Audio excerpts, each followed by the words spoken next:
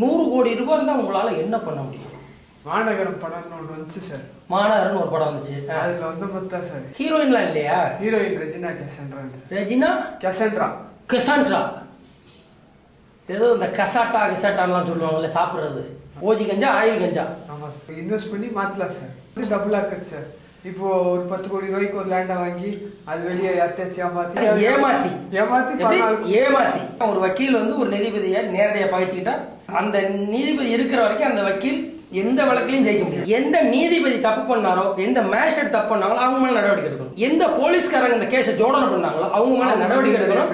ரெண்டாவது, அந்த போலீஸ்காரங்க மற்றும் அந்த நீதிபதிகளோட சொத்துக்களை பறிமுதல் பண்ணி பாதிக்கப்பட்டாலும் அவங்க கொடுக்கும். அரசியல் சாசனத்திலேயே மாற்றங்களை ஏற்படுத்தினா மட்டும்தான் வாய்ப்பு கிடைக்கும். இந்த நூற்றுக்கணக்கான கோடிகள் ஒரே ஒரு கேஸுக்காக வாங்கியிருப்பாங்களாங்கிறது சொல்ல முடியாது. எத்தனை குடும்பங்களை அழிச்சிருப்பாங்க, எத்தனை குடும்பங்களுக்கு எதிராக, எத்தனை நியாயமான மனிதர்களுக்கு எதிராக, சட்டத்துக்கு எதிராக தீர்ப்பு கொடுத்திருப்பாரு.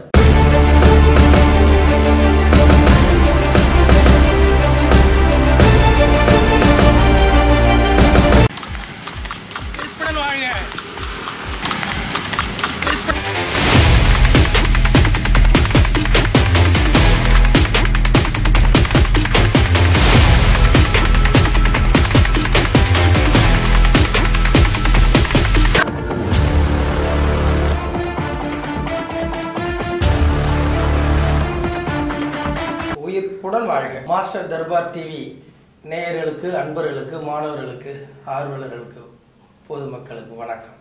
வணக்கம். வணக்கம் சார். உங்க பேர் சொல்லுங்க. என் பேர் சூரஜ் சார். சூரஜ். எந்த ஊரு? ஊட்டி சார். ஊட்டி. இப்போ 100 கோடி ரூபாய் இருந்தா உங்களால என்ன பண்ண முடியும்? 100 கோடி ரூபாய் இருந்தா அந்த மாநகரம் படம்னு ஒன்று வந்துச்சு சார். மாநகரம்னு ஒரு படம் வந்துச்சு. அதுல வந்து மொத்தம் சார் இவன் முனிஷ்காந்த் வந்துட்டு 1 கோடி ரூபாய் வாங்கி என்ன பண்ண போறோம் நம்ம தெரியாம இருக்கும்போது அந்த மொத்தம் சார் இருக்கும். அந்த படம் நான் பார்க்கலையே. என்ன பண்றதுன்னு தெரியாது சார். 100 கோடி என்ன பண்றதுன்னு தெரியாது. வச்சு டைம்ல படுத்து தூங்குவானா அதுல படத்துல? அவனுக்கு என்ன பண்றது, என்ன பண்ணா அந்த படத்துல என்ன பண்ணும் தெரியாமலே முடிச்சிட்டு இருப்பான் சார். படம் ஆரம்பத்துல இருந்து முடிகிற வரைக்கும் முடிச்சுட்டு இருப்பான். படம் போயிருமா? படம் ஒரு படத்தை பத்தி சொன்னீங்க மாநகரம்னு, அது யாரு ஹீரோ? யாரு அதுல விட்டு ஸ்ரீயும் இவனும் நடிச்சிருப்பாங்க. சுதீப் கிஷன். யாரு? சுதீப் கிஷன். சுதீப் கிஷன். ஆமா சார். அப்படின்னு ஒரு நடிகர் தமிழ்நாட்டில் இருக்கிறார். ஆமா சார். சரி, ஸ்ரீன்னு ஒரு நடிகர் சார். ஒரு நடிகையா? நடிகர். அவரும் நடிகர் தானா? ஸ்ரீங்கிற ஒரு நடிகர் தான், சுதீப் கிஷன்ங்கிற ஒரு நடிகர் தான். ஹீரோயின்லாம் இல்லையா? ஹீரோயின் ரெஜினா கெசன்ட்ரான்னு சார். ரெஜினா கெசாண்ட்ரா. ஏதோ இந்த கசாட்டான்லாம் சொல்லுவாங்கல்ல, சாப்பிட்றது அது மாதிரி இருக்கு பேரு. சரி, பரவாயில்ல, இருக்கட்டும், நல்லா இருக்கு.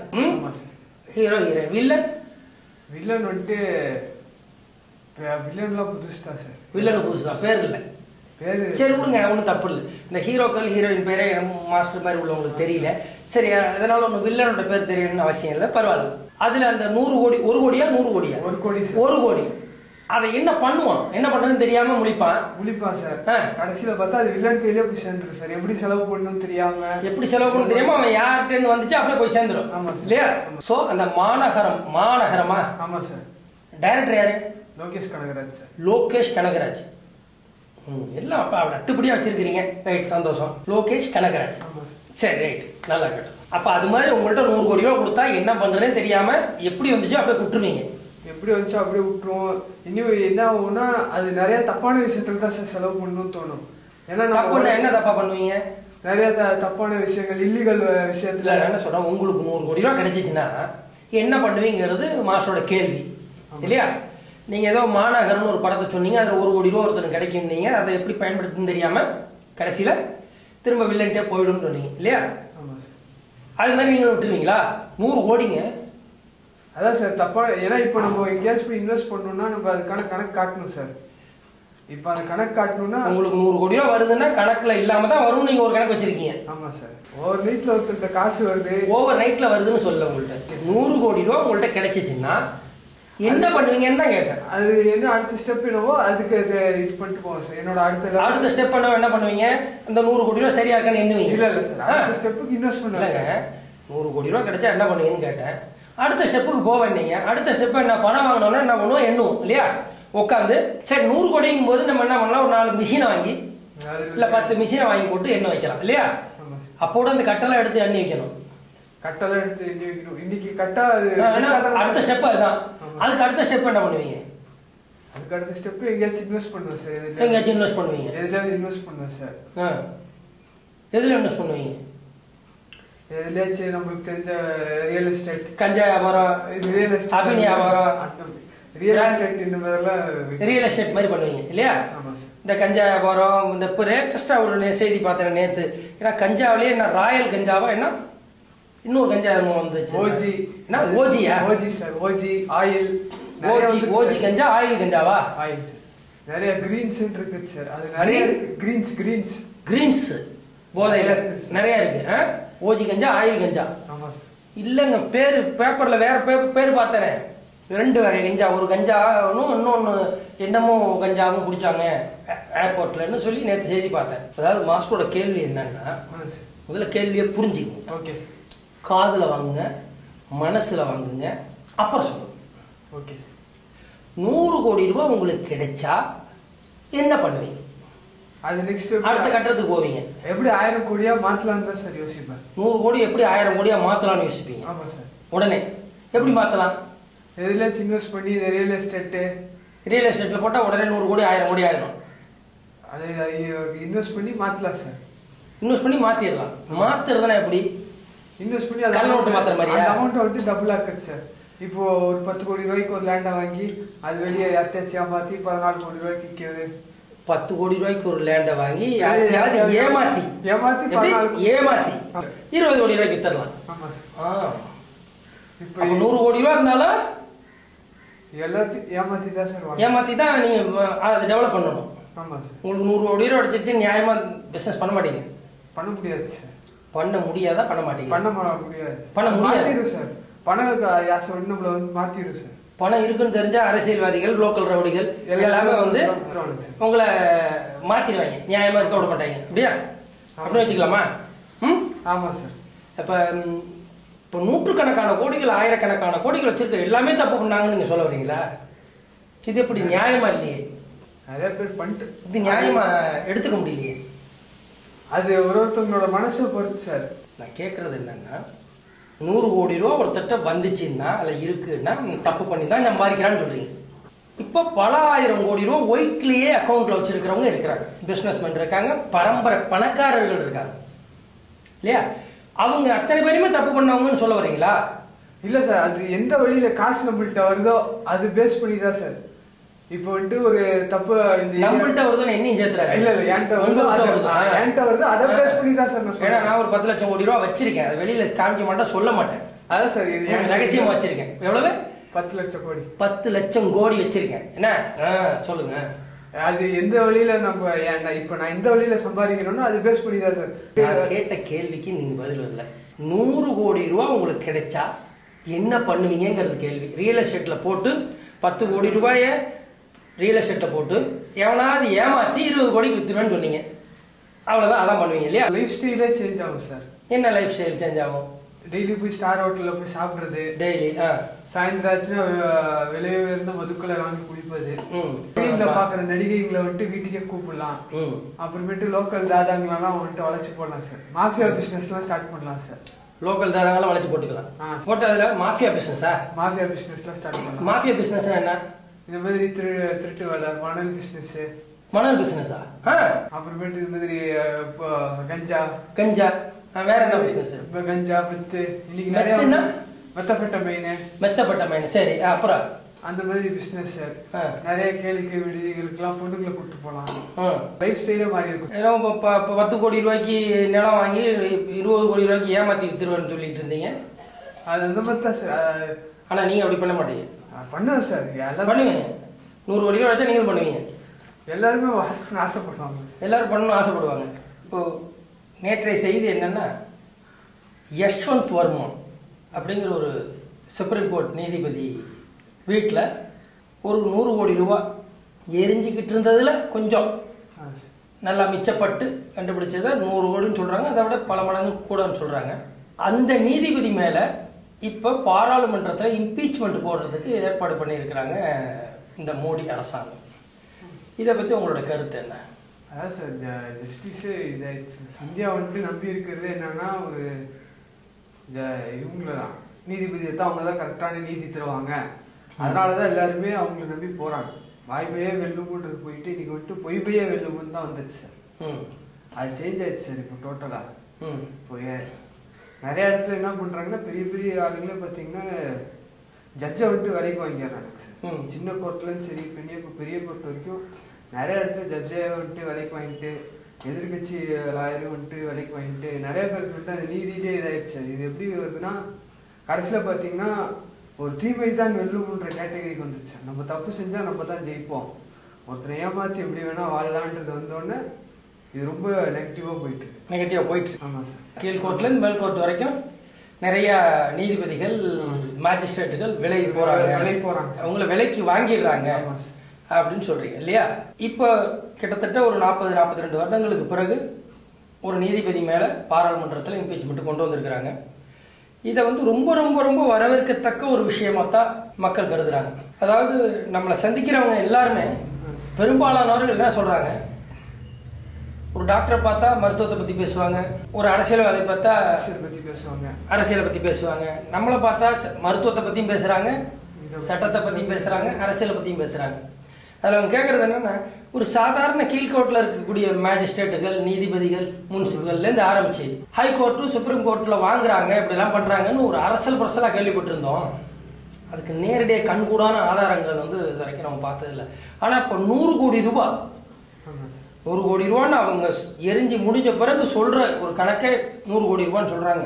பட் உண்மையிலே இன்னும் தொகை அதிகமாக வச்சுருந்துருக்காரு. ஸ்டோர் ரூமில் போட்டு வச்சிருந்த ஒரு தொகையை இவ்வளவு அப்படின்னா அப்போ அவர்கிட்ட எவ்வளவு இருந்திருக்கணும், இவர் இதை தவிர இன்னும் எவ்வளவு இடங்கள்ல சொத்துக்களா வாங்கி போட்டிருக்கலாம், அல்லது சொந்தக்காரர்கள் அவங்க பதுக்கி வச்சிருக்கலாம், அல்லது ஒழிச்சு வச்சிருக்கலாம். இப்படி அப்பட்டமா உள்ளதையே அவர் மறுக்கிறாரு. நீங்க அவங்க மேல எந்த நடவடிக்கையும் இல்லையேன்னு சொல்லிட்டு நம்மகிட்ட வந்து சாதாரண மக்கள் வந்து நிறைய பேர் கேட்குறாங்க. நேற்று தான் அதுக்கு ஒரு விடிவு காலம் மாதிரி வந்திருக்கு. நம்ம நாட்டில் சராசரி மனிதனுடைய வருமானம் அல்லது சராசரி மனிதனோட வருமானங்கிறது பேச வேண்டாம். ஏன்னா பணக்காரனையும் ஏழையும் கூட்டி பார்க்கும்பொழுது சராசரி வீதம் பார்க்கும்போது ஒரு இன்னைக்கு சாப்பாட்டுக்கு இல்லாத ஏழை கிட்ட ஏதோ ஆயிரக்கணக்கில் டெய்லி இருக்கிற மாதிரி ஒரு கணக்கு வந்துடுது. அதனால சராசரிங்கிற கணக்குக்கு நம்ம போக வேண்டாம். இன்றைக்கு சாப்பாட்டுக்கு கஷ்டப்பட்டு இருக்கிறவங்க நிறைய இருக்காங்க இல்லையா?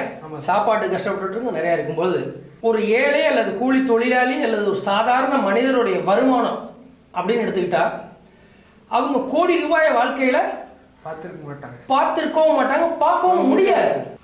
1 கோடி ரூபாயே அவங்களால வாழ்க்கையில முழுசா பார்க்க முடியாது. நீங்க தினசரி உங்களால இன்றைக்கு சம்பாதிச்சா எவ்வளவு சம்பாதிக்க முடியும்னு நினைக்கிறீங்க? சம்பாதிச்சா மேக்ஸிமம் 1000 ரூபா, அவ்வளவுதான் சார் சம்பாதிக்கலாம். 1000 ரூபா சம்பாதிக்கலாம். இல்ல அப்படி இப்படி சம்பாதிச்சீங்கன்னா 2000 சம்பாதிக்கலாம், 5000 சம்பாதிக்கலாம், 10,000 சம்பாதிக்கலாம். அவ்வளவுதான். இப்ப இந்த 100 கோடி ரூபாய் அவர்கிட்ட 100 கோடி ரூபாங்கிறது எரிஞ்சு கிரிஞ்சு போன பிறகு மீதத்துல இருக்கிறதா சொல்லப்படுகிற பணம்.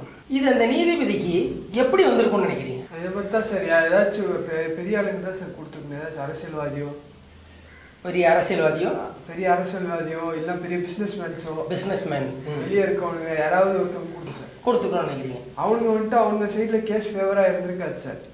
அவங்களுக்கு சாதகமா கேஸ் இருந்திருக்காது சார். கேஸ் இருந்திருக்காது. அவனுக்கு சைட்ல எதுவுமே பண்ண முடியாம இருக்கும் சார். நீங்க நீதியை மாத்தி கொடுங்கன்னு சொல்லிட்டு இது காசு கொடுத்துருப்பாங்க. தீர்ப்பு மாத்தி கொடுங்க, நீதிக்கு புறம்பா தீர்ப்பு மாத்தி கொடுங்கன்னு சொல்லி கொடுத்துருப்பாங்க இல்லையா? இப்ப ஒரு நீதிபதி தான் அந்த மாதிரி மாட்டி இருக்கிறாரு இல்லையா? இப்ப இது மாதிரி இன்னும் நிறைய நீதிபதிகள் இருக்கிறதுக்கு வாய்ப்புகள் இருக்கு. அதாவது எப்படின்னா இன்றைய நிலைமையில அதுவும் சிவில் கோர்ட்டுகளை விட கிரிமினல் கோர்ட்டுகள்ல அதிகமான மேஜிஸ்ட்ரேட்டுகள் காசு வாங்க பெயிலுக்கு இவ்வளவு. நம்ம வந்து எல்லா மேஜிஸ்ட்ரேட்டும் சொல்ல, மனசாட்சி உள்ளவர்கள், நியாயமானவர்கள், நீதியே வாழ்க்கை அப்படின்னு இருக்கிறவங்க எல்லாம் இருக்கிறாங்க. அவங்களுக்கெல்லாம் என்ன ஒரு நல்ல பேர் கொடுத்துருக்காங்கன்னா, பிழைக்க தெரியாதவன், விளங்காதவன் அப்படின்றது தான் அவங்களுக்கு பட்டம் கொடுத்துருக்குறாங்க. அது ஒரு கரெக்ட். அதனால நம்ம எல்லா நீதிபதிகளையும் எல்லா மேஜிஸ்ட்ரேட்டுகளையும் சொல்லல. ஆனா ஒரு பெயிலுக்கு இவ்வளவு, ரீகாலுக்கு இவ்வளவு, இன்னென்ன தீர்ப்புக்கு இன்னென்ன மாதிரி வழக்குக்கு இன்னென்ன மாதிரி இவ்வளவு, பரோலுக்கு இவ்வளவு அப்படின்னு சொல்லிட்டு போர்டு எழுதி, ஹோட்டல்ல போர்டு எழுதி போட்டிருக்கிற மாதிரி போர்டு எழுதி மாட்டாத குறைய பல நீதிபதிகள் இருக்காங்க. இப்போ ஆர்டிஓ ஆஃபீஸில் அந்த மாதிரிலாம் இருக்குது, ரெஜிஸ்டர் ஆஃபீஸில் அந்த மாதிரிலாம் இருக்குன்றது பல்வேறு வழக்குகள் வருது, பார்க்குறோம், பல்வேறு நபர்கள் தண்டிக்கப்படுறாங்க, பெரும்பாலானவர்கள் தப்பிக்கிறாங்க. பட் இந்த விஷயத்துல நீதிபதிகள் மேல நேரடியா சொல்றதுக்கு வழக்கறிஞர்களாலே முடியாது. ஏன்னா ஒரு வக்கீல் வந்து ஒரு நீதிபதியை நேரடியா பகைச்சுக்கிட்டா அந்த நீதிபதி இருக்கிற வரைக்கும் அந்த வக்கீல் எந்த வழக்கிலையும் ஜெயிக்க முடியாது. நான் கொடுக்குற தீர்ப்பை கொடுத்துட்றேன், நீ வேணா அப்பீலுக்கு போய்க்க. ஏன்னா அப்பீல் போனா செஷன்ஸ் கோர்ட் ஜட்ஜோ ஹைகோர்ட் ஜட்ஜோ அங்கேருந்து கூப்பிட்டு வந்து அடிக்க போறது இல்லை சுப்ரீம் கோர்ட் ஜட்ஜ் வந்து உடனே அடிக்க போறதில்ல, உடனே பதவி நீக்கம் பண்ண போறதில்ல, எதுவும் பண்ண முடியாது. அதிகபட்சம் என்ன, அந்த நீதியை பத்தி விமர்சிக்கலாமே தவிர வேற எதுவும் பெருசா பண்ணிட முடியாது. சம்பளம் இல்லைன்னு சொல்ல முடியாது, எதுவும் பண்ணிட முடியாது. அந்த தைரியம் அதுல வந்து அவர்கள் தப்பு பண்றாங்க இல்லையா? ஆமா, மக்கள் நம்பி இருந்ததே வந்துட்டு பத்திரிகை துறையும் நீதித்துறையும் தான் சார். இது ரெண்டுமே வேலைக்கு போகுதுன்னா நிறைய தப்புங்க இதுக்கு மேலே நடந்துட்டே தான் சார் இருக்கும்.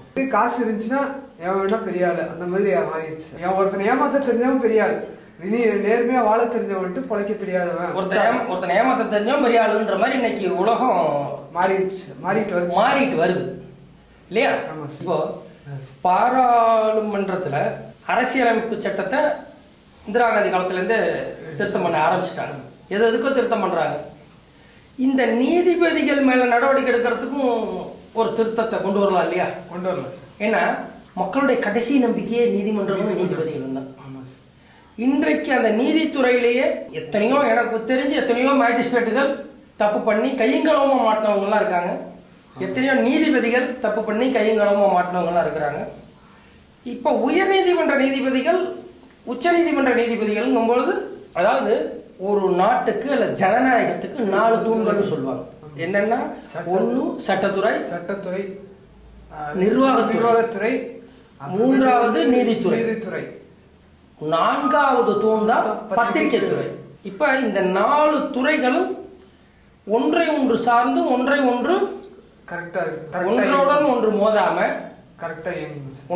மோதாம ஒன்றை விட்டு ஒன்று போயிடாம சமமா பேலன்ஸ் பண்ணணும் இல்லையா? இப்ப இதுல வந்து எப்படின்னா, முதல்ல வந்து சட்டத்துறை, அடுத்து நிர்வாகத்துறைன்னு வருது, மூன்றாவது நீதித்துறைன்னு வருது. இப்ப நம்ம ஒரு விதத்தில் எடுத்துக்கிட்டா அந்த நீதித்துறையை உருவாக்குனதே சட்டத்துறை தான் இல்லையா? அதனால நீதித்துறையோட சட்டத்துறை உயர்ந்தது நம்ம சொல்ல வரல. பட் நீதித்துறையை உருவாக்குனதே சட்டத்துறை. ஒரு உதாரணத்துக்கு எடுத்துக்கிட்டீங்கன்னா, ஒரு அவசர காலங்கள்ல போர்க்காலங்கள்ல நீதித்துறை செயல்படாதுன்னு அறிவிக்கக்கூடிய அதிகாரம் சட்டத்துறைக்கு உண்டு இல்லையா? அந்த மாதிரி சந்தர்ப்பங்கள்ல நீதிமன்றங்கள் இயங்க முடியாது. ஒரு உதாரணத்துக்கு எடுத்துக்கிட்டீங்கன்னா, நம்ம எமர்ஜென்சி 77 எமர்ஜென்சி எடுத்துக்கலாம். இந்திரா காந்தி அம்மா போட்ட எமர்ஜென்சி எடுத்துக்கலாம். நீதித்துறைய சரி பண்றதுக்கு கண்ணுக்கு தெரிஞ்சு தப்பு பண்றவங்கள, அடாவடித்தனமா வேணும்னு தப்பு பண்றவங்கள நீ என்ன பண்ண முடியும் அப்படின்னு மனசுக்குள்ளேயே நினைச்சுக்கிட்டு பண்றவங்க மேல நடவடிக்கை எடுக்கிறதுக்கு இந்த அரசியலமைப்பு சட்டத்துல ஒரு மாற்றத்தை, திருத்தத்தை, அமெண்ட்மெண்ட்டை கொண்டு வரலாங்கிறது என்னுடைய கருத்து. அது கொண்டு வந்தா கரெக்டா இருக்கும் சார். நாட்டில் உள்ளவங்க எல்லாருமே மாறுவாங்க, எல்லாமே சேஞ்ச் ஆகும் சார். மக்களுக்கும் நம்பிக்கை வரும் சார். ஒரு சட்டத்துறை மேலேயோ ஒரு நீதித்துறை மேலேயோ நம்பிக்கை வரும் சார். இவங்க கரெக்டா இருப்பாங்க, கரெக்டா நம்மளுக்கு பண்ணுவாங்க, எல்லாமே ஆகும் சார். இப்ப சாதாரணமா ஒரு உச்ச நீதிமன்ற நீதிபதி மேல நடவடிக்கை எடுக்க முடியாது அப்படின்ற ஒரு நிலை இருக்கு. ஆமா சார். அதாவது இப்படி நடவடிக்கை எடுக்கணும்னா பாராளுமன்றத்துல 3/2 உறுப்பினர்கள் ஆதரவு கொடுத்தா மட்டும்தான். ஒரே ஒரு ஓட்டு குறைஞ்சிச்சினாலும் பண்ண முடியாது. அப்ப அது வந்து அவ்வளவு எளிதான காரியம் இல்லை. ஏன்னா இன்றைக்கு வந்து எல்லாத்தையுமே அரசியலாக்குறாங்க. இப்போ ஒரு மோடி கவர்மெண்ட் ஒரு நல்ல விஷயத்தை கொண்டு வந்தா எதிர்கட்சிகள், காங்கிரஸ் எடுத்துக்கிட்டோம் அப்படின்னா, அவர் கொண்டு வந்திருக்கிற நல்ல திருத்தமா இருந்தாலும் நல்ல விஷயமா இருந்தாலும் மோடி அப்படிங்கறதுனாலே அதை எதிர்க்கிறதுன்ற ஒரு மனநிலையில இன்னைக்கு அரசியல்ங்கிறது எப்படின்னா வேற மாதிரி போயிட்டு இருக்கு. அதாவது யார் ஆளுங்கட்சியில எது செஞ்சாலும் அதை தப்புன்னு நம்ம சொல்லக்கூடிய அளவுக்கு மாறிடுச்சு. ஆளுங்கட்சியோட தவறுகளை சுட்டி காட்டுவதுதான் எதிர்கட்சியோட வேலை இல்லையா? அந்த இதுல இருந்து இது மாறி போச்சு இல்லையா? அவங்க எது பண்ணாலும் இது தப்பு தப்பு தப்பு தப்புன்னு அப்படின்ற மாதிரி வந்துருச்சு.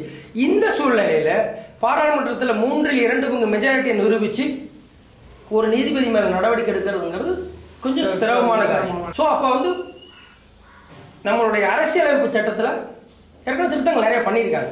அது மாதிரி இதுக்கும் ஒரு திருத்தத்தை கொண்டு வந்தா நல்லா இருக்கும் இல்லையா? பட் இது நம்மளுடைய கருத்து மட்டும் இல்ல, பொதுமக்களும் அப்படித்தான் கருத்துக்களை நம்மகிட்ட சொல்றாங்க. போற இடத்துல தான் நம்ம சொல்றோம், போற இடத்துல நம்மகிட்ட கேட்கறாங்க, பாக்குறவங்க கேட்கறாங்க, என்ன மாஸ்டர் இந்த மாதிரி கண்ணுக்கு தெரிஞ்சு 100 கோடி ரூபா ஒரு வீட்டில் இருந்திருக்கு, அவர் பணமே இல்லைன்னு சொல்றாரு, என்னோட பணமே இல்லைன்னு சொல்றாரு, யாரோ கொண்டாந்து வச்சாங்கிறாரு. முதல்ல அப்பான்னு சொல்றாரு, அப்படி பணமே இல்லை, எதையும் யாரும் எடுக்கல, ரிமூவ் பண்ணலன்னு சொல்றாரு, மாற்றி மாற்றி பேசிட்டு இருக்கிறாரு அப்படின்னு சொல்றாங்க. சொல்லும்போது அவர் மேல ஏன் நடவடிக்கை எடுக்கல அப்படின்னு கேட்கும்பொழுது நம்ம சொல்றோம், நம்ம அரசியலமைப்பு சட்டத்தைப்படி இதுதான் சூழ்நிலை, டக்குன்னு நடவடிக்கை எடுக்க முடியாதுன்னு சொல்றோம். அப்போ அந்த அரசியலமைப்பு சட்டத்தை மாத்தினா என்னன்னு ஒரு சராசரி மனிதர், பெரிய படிப்பறிவு இல்லாத மனிதர் கேட்கிறாங்க. கண்ணுக்கு தெரிஞ்சு தப்பு நடக்கிறத நீங்க ஏன் நடவடிக்கை எடுக்க கூடாது, அதுக்கு தகுந்த மாதிரி ஏன் அந்த மாதிரி பண்ணக்கூடாது அப்படின்னு கேட்கிறாங்க. அவங்க என்ன நினைச்சிட்டு இருக்காங்க, நம்ம என்னமோ போய் உடனே போய் அந்த பாராளுமன்றத்துல போய் மாத்திரலாம், எல்லாம் டக்குன்னு உடனே மாத்திரலாம், நாளைக்கு காலையில மாத்திரலாம் அப்படின்ற மாதிரி அவர்களுடைய கருத்து, பொதுமக்களுடைய கருத்தா இருக்கு. பட் இப்ப முக்கியமான விஷயம் என்னன்னா, சட்டங்கிறது மக்களுக்காகத்தான். சட்டங்கிறது மக்களுக்காக. சட்டத்தை உருவாக்கிய ஆதி காலத்திலேருந்தே இருக்கு. மக்கள் சட்டத்திற்காக இல்லை, சட்டம் மக்களுக்காகத்தான், மக்களை காக்கத்தான். இப்ப சட்டம் எதுக்கு பயன்படுதுன்னா, மக்களை நசுக்கவும் மக்களை கஷ்டப்படுத்தவும், ஒரு செட் ஆஃப் பீப்புள் மேல வந்து உட்கார்ந்துக்கிட்டு எல்லாத்தையும் புழிஞ்சு சம்பாதிக்கவும், அதுதான் சட்டம். அப்படிதான் நடந்துகிட்டு இருக்கு இல்லையா? சோ இதுக்கு இதை தவிர வேற என்ன சொல்யூஷன் நீங்க பாக்குறீங்க? நம்ம வந்து ஒரு டீ சாப்பிட்டுட்டு பேசிட்டு இருக்கிறோம், என்ன பண்ணிட்டு இருக்கோம்? டீ சாப்பிட்டு பேசிட்டு இருக்கோம், டீ சாப்பிட்டுட்டு அலாவலாவிட்டு இருக்கோம் இல்லையா? இதுக்கு என்ன சொல்யூஷன் நீங்க நினைக்கிறீங்க? இது என்னன்னா, இவங்க வந்துட்டு நீதித்துறை வந்துட்டு மாத்தணும் சார்.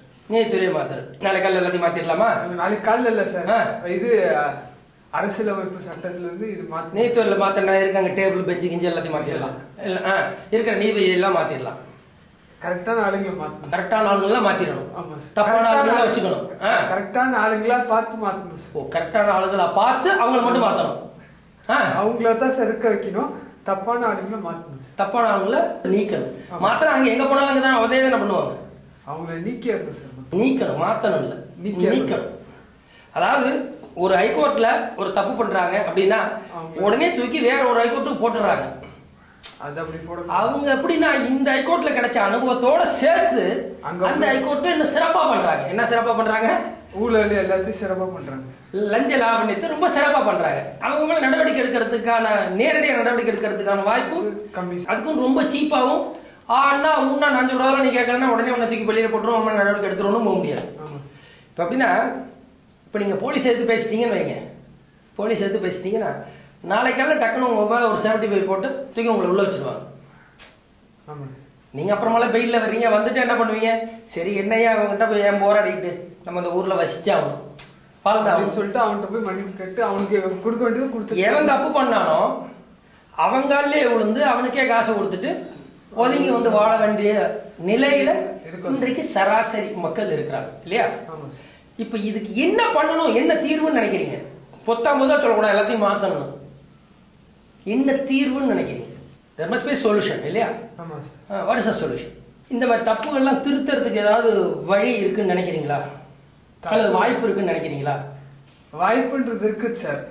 திருத்தணும்னா நம்ம தான் சார் திருந்தணும், நம்ம திருந்தணும், நீங்கள் நானும் திருந்தணும். நீங்களும் நானும் இல்லை சார், தப்பு பண்றவன் திருந்தணும் சார்.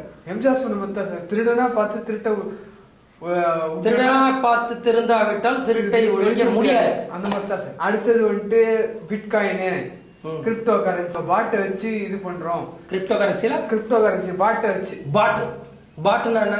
பாட்னா வந்துட்டு முன்னாடியே ப்ரெடிக்ட் பண்ற மாதிரி சார். இந்த ரோபோ இதை வச்சு சார், சரி, அதை வச்சு நாங்க முன்னாடியே ப்ரெடிக்ட் பண்ணுவோம். ஏஐ வச்சு நாங்க ப்ரெடிக்ட் பண்ணுவோம். நாளைக்கு ஏஐ வச்சு, ஆர்டிஃபிஷியல் இன்டெலிஜென்ஸ் வச்சு. இது என்னன்னா ஒரு இன்வெஸ்ட்மெண்ட். நீங்க அதுல ஏதாவது இன்வெஸ்ட் பண்ணிருக்கீங்களா? அதெல்லாம் பண்ணது இல்ல சார். அப்புறம் எப்படி உங்களுக்கு தெரியும்? இதெல்லாம் அவனுக்கு மெசேஜ் அனுப்பும்போதே பாத்துடலாம்ல சார். இது வந்துட்டு போட்டோஷாப் மெசேஜ் எல்லாம் வருது, அது மாதிரி வந்திருக்கு சார். நீங்க கிரிப்டோ கரன்சி பண்ண வேண்டியதானே? அது போட்டோஷாப்லயே தெரிஞ்சிரும்ல சார். போட்டோஷாப்லயே தெரிஞ்சிடும் இவனுங்க. அதனால நீங்க கிரிப்டோ கரன்சி எல்லாம் பண்ணல? ஆமா சார். அதனால பண்ணலையா, காசு இல்லன்னு பண்ணலையா? அதனால தான் காசு இல்லன்னு பண்ணல சார். ஏதாவது சொல்லுங்க. கிரிப்டோ கரன்சி அதனால மெயின், அதனால தான் சார் பண்ணு. இப்போ இல்ல பண்ணிருப்பீங்க, பண்ணிருக்கலாம். அது காசு வேண்டியது இல்ல. காசு அவனுக்கு வந்துட்டு 10,000 ரூபா தானே சார். 10,000 ரூபா சுட்டிங்கன்னா ஒரு 10,000 ஒரு சாதாரணமா இருக்கு இல்லையா? ஆமா, 10,000 ரூபான்றது என்னன்னா அடுத்த விட்டு 1 லட்ச ரூபா வரப்போகுது.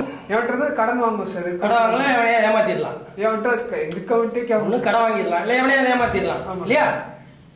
கட்டி ஏதாவது தூக்கிட்டு வந்தாரு. இப்ப எப்படின்னா அவ்வளவுதான், நாளைக்கு 1 லட்ச ரூபா வரப்போ. நீங்க கிரிப்டோ கரன்சியை நம்பல, அந்த பாட்டுங்கிறத நம்புனீங்கன்னா ஏதாவது ஒண்ணு பண்ணி பணத்தை போட்டுருவீங்க. இப்போ இந்த ரம்மி ஆடே பாத்தீங்கன்னா பெரிய ஆளுங்க நினைச்சு பண்ணானுங்க சார். 1000 கோடி சம்பாதிக்கிறானுங்க ஊழல்ல. இப்போ இடி ரைட்ல வருது. வந்தோடனே மாட்டிக்கிறாங்க.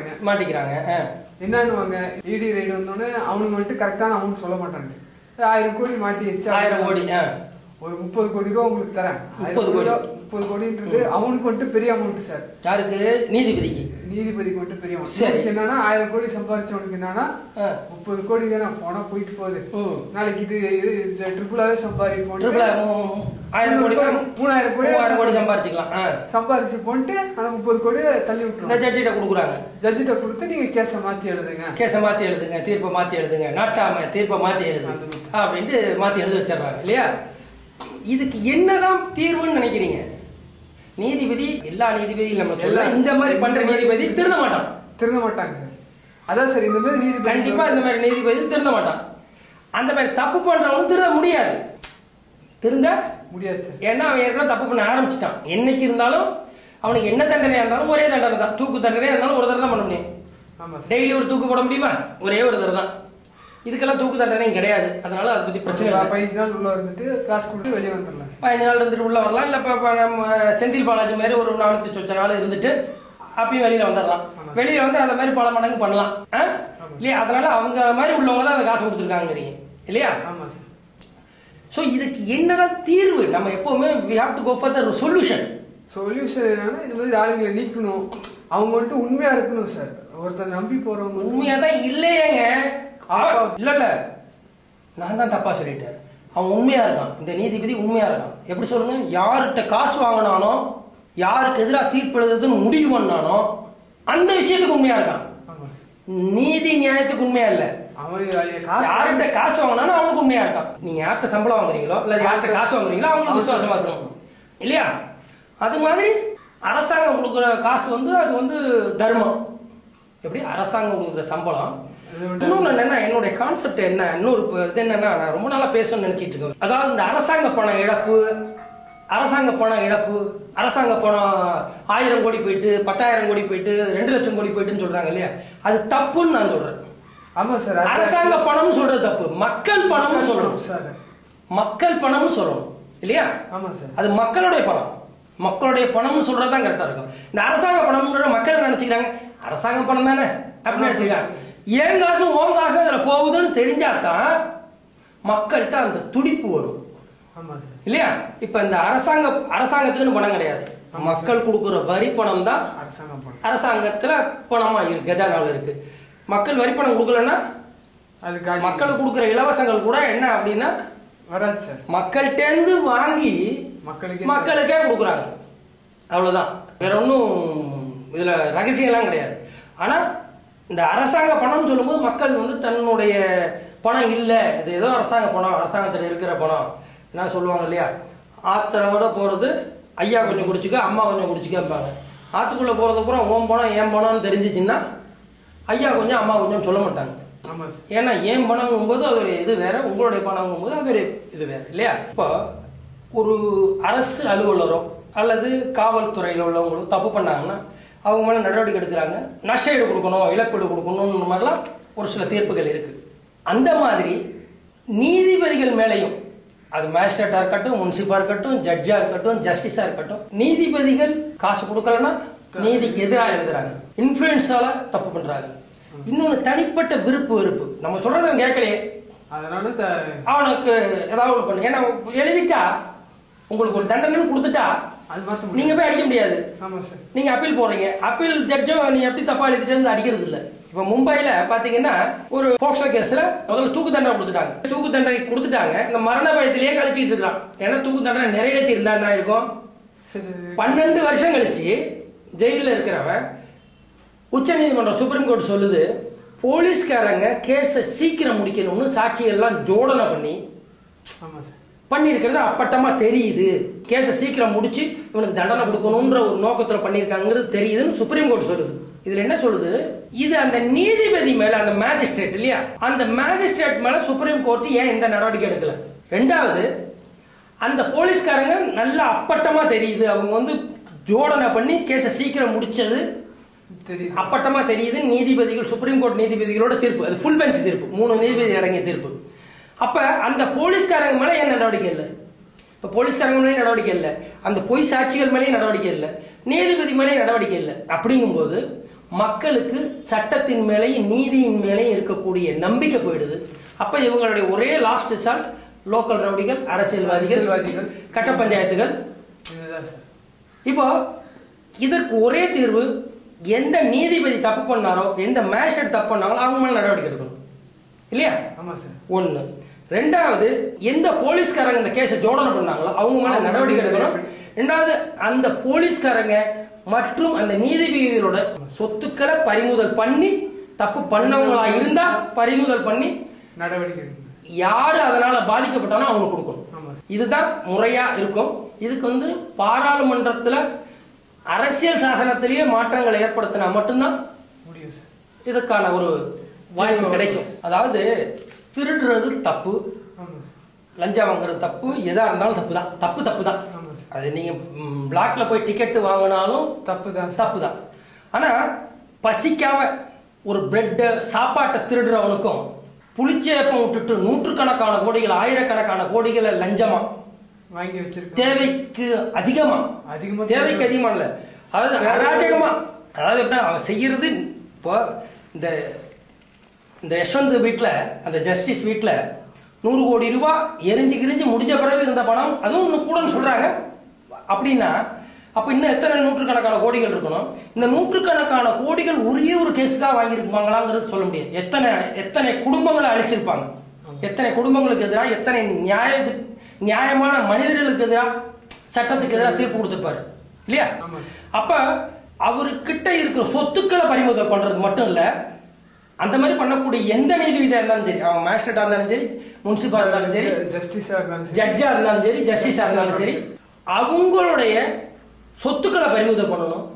அதை மீறி இன்னும் ஒரு படி மேல போகணும்னா அவங்களுடைய குடியுரிமையே ரத்து பண்ணணும், பறிக்கணும், ரத்து பண்ணணும். அந்த அளவுக்கு பண்ணால் மட்டும்தான். அந்த மாதிரி 4 பேருக்கு பண்ணிட்டாலே எல்லாருமே ஆட்டோமேட்டிக்கா எல்லாம் தெரிஞ்சுக்கும். இல்லைன்னா இன்னும் இந்தியன் படம் மாதிரி 100 படம் வந்தாலும் சரி, இப்ப கேப்டன் ஒரு படம் நடிச்சாரு, அது என்ன, ரமணா, அந்த மாதிரி 1000 படம் வந்தாலும் சரி யாரும் திருந்த மாட்டாங்க. ஏன்னா என்ன தப்பு பண்ணாலும் மேல இருக்கிறவனுக்கு காசு கொடுத்தா, இல்ல குறிப்பிட்ட நபர்களுக்கு காசு கொடுத்தா நம்ம பாட்டுக்கு இன்னும் அதிகமான கோடிகளை சம்பாதிக்கலாம், லஞ்சம் வாங்கலாம் அப்படின்ற ஒரு நிலையை நம்ம மாற்றணும். இதுக்கு ஒரு மக்கள் அமைதியா மழுங்கத்தனமா இருந்தா புண்ணியம் இல்லை. மக்கள் நியாயமான விஷயங்களுக்காக போராடணும். இப்ப ஜல்லிக்கட்டுக்கு போராடினாங்கல்ல, அந்த மாதிரி நியாயமான விஷயங்களுக்காக போராடணும்.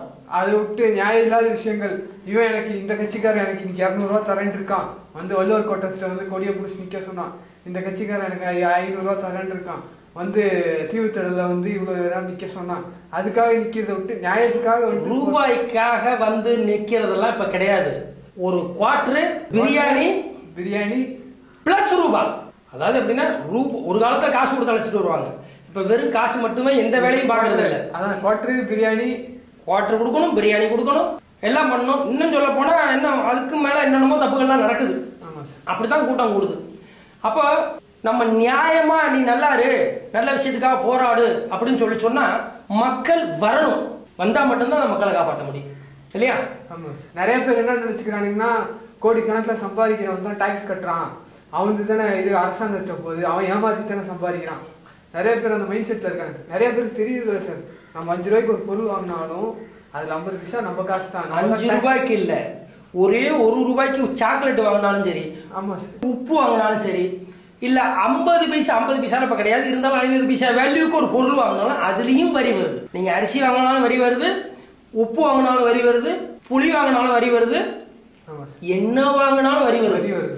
நீங்க அது மட்டும் இல்ல, நீங்க சேவை வரிங்கிறதும் இருக்கு இப்ப இல்லையா? நீங்க எதுவுமே வாங்கல விக்கல, ஒரு சேவை பண்றீங்கன்னா அதுக்கும் வரி கட்டணும் நீங்க இல்லையா? இப்ப வரிங்கிறது கோடீஸ்வரம் மட்டும் கட்டுறது இல்ல, சாதாரண ஜனங்களும் கட்டுறது. அதாவது உங்களுக்கு தெரியாம நீங்க வரி கட்டுறீங்க இல்லையா? உங்க வீட்டுக்கு பொருள்கள் வாங்குறீங்கன்னா அந்த பொருளுக்கு வரி கட்டுறீங்க. அப்ப ஒரு விஷயத்துக்கு நீங்க வரி கட்டுறீங்க. அது அந்த வரி நம்மளுடைய பணம், அரசாங்கத்து பணம்னு எதுவுமே கிடையாது, நம்மளுடைய பணம் தான் அது. இப்போ இதுக்கு என்னுடைய தீர்வா நான் என்ன நினைக்கிறேன்னா, மக்கள் விழிப்புணர்ச்சி அடையணும்னா சாதாரண இளைஞர்கள் இதுக்காக முன்னுக்கு வரணும். ஓகே, உயர்ப்புடன் வாழ்க. வணக்கம், நன்றி.